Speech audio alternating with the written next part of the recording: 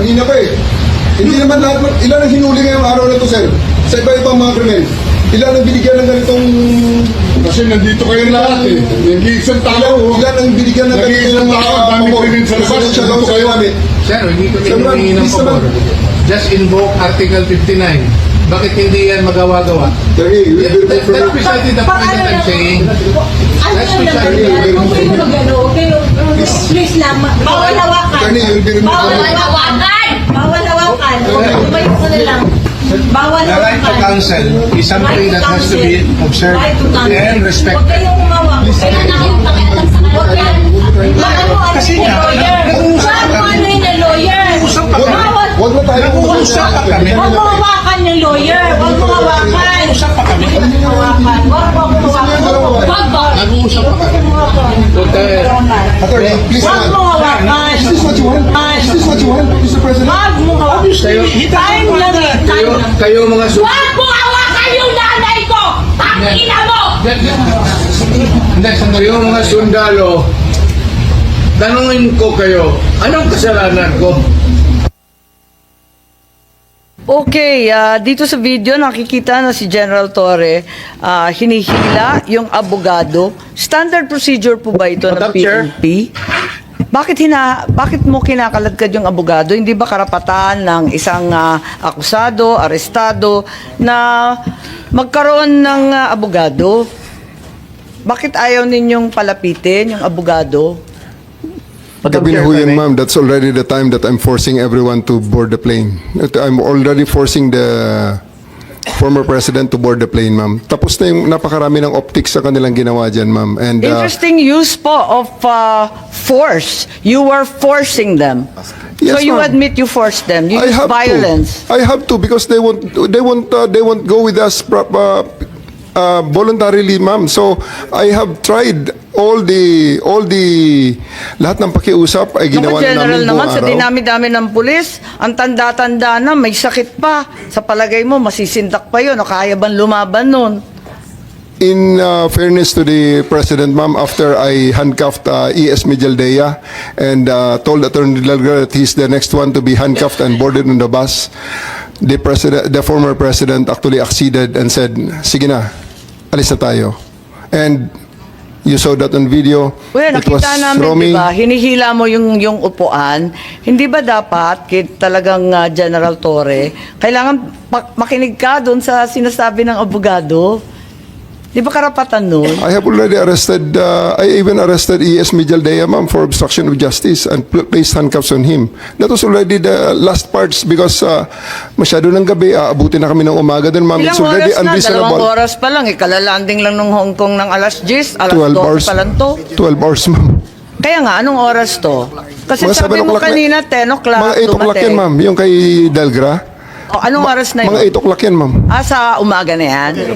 Gabi. 7 o'clock, 8 o'clock ng gabi na yan, ma'am. 8 Si a.m. Delgra. Ay, 8 p.m. Yes, Eh, ma'am. gaano katagal na yon? 10 hours, ma'am. 9 hours.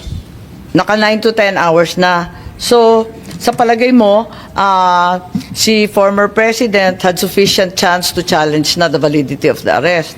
So, sinasabi ninyo na 9 to 10 hours na yan. Kasi nakuha niya yung warrant nung alas 12 mahigit. Hating gabi lampas, ano? Tapos, Tanghali, ma'am. Tanghali, ma'am. Niya nakuha ang okay. warrant. Tapos, tumagal pa sila ng ilang oras? 11 hours. Ng 11 hours, sinasabi po ninyo? Yes, ma'am. They attended to serve the warrant at when they disembarked. They asked that it be deferred until they reached 250. Upon reaching 250, they asked for some refreshments and they cooled down. Upon being more calm and after conferring with their lawyers, the warrant of arrest was served in toto, in full, and their rights were read. So sa tingin ninyo, itong 9 to 10 hours sapat na para sa isang pangkaraniwan tao na makakuha ng sariling abogado, tapos i-check yung kanyang warrant, pagkatapos mag-draft, mag-file ng maayos na petisyon ng habeas corpus. Ganun ba yun? Ma'am, you must, I think the record showed that there were 3 lawyers with him in conference with him during the entire time. Attorney Delgra, Paano makakapag-file yun? Gabing-gabi na, hindi naman Ma'am, court hours. They had filed a case of a TRO with the Supreme Court. They tried their legal remedy. It was duly recorded, and there was no TRO given by the court, ma'am. So, ma'am, just to be clear, they had their chance to seek legal remedy, as shown by the actions of their lawyers by approaching the Supreme Court. So, So, there was no due process denied, ma'am.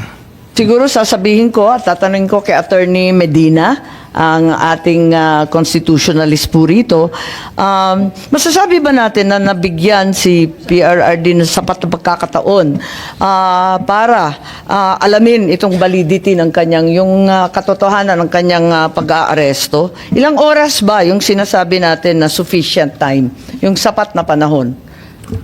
Thank you, Madam Chair. Just to clarify, I will just be consistent with the opinion that I posted, that there was no reasonable opportunity.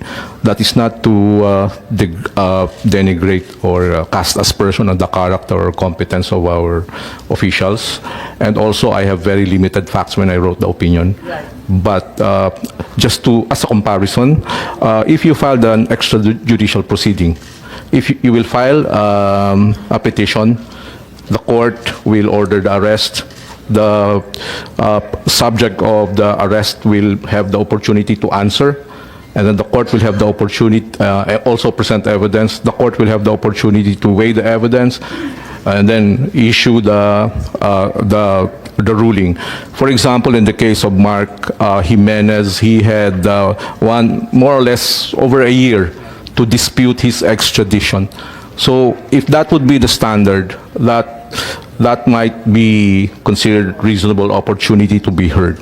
So yung sinasabi nila na nakasyam, 10 oras na nag-iintay, talagang panay pa rin ang tutol, hindi sapat na panahon yun. Kasi magpipila ka pa ng kaso, magdadraft ka pa ng petition, dadalhin mo pa. Hindi po ba? So hindi pa rin sapat kahit sabihin natin matagal sila nandun sa airport? I will just be consistent with what I wrote, Your Honor. My initial view was yes, 6 hours, office hours, or less, 5 hours, to seek relief from the courts may not be characterized as reasonable opportunity to be heard. Of course, that is disputable. That's just my personal opinion with limited facts. I'm sure the officers concerned have good reasons, and that can easily be disputed in court. Thank you. Yes, para sa amin medyo mabigat nga yung 4-5 oras na bukas ang korte, no? Kasi hindi naman pwede yung hating gabi at hindi naman bukas pa. Talagang alam natin itong mga extradition at kung ano-ano pa, talagang taon-taon yan tumatagal. Hindi oras-oras, kahit naiinip na tayo. Kahit sinasabi ni General Torre, nakakapikon na yung optics nila. Kung ano-ano nang ginagawa, kinakailangan pa rin binibigyan natin ng pagkakataon. So, sa palagay mo, ilang oras ba dapat? Kasi hindi naman bukas ang korte nun, hindi naman office hours eh.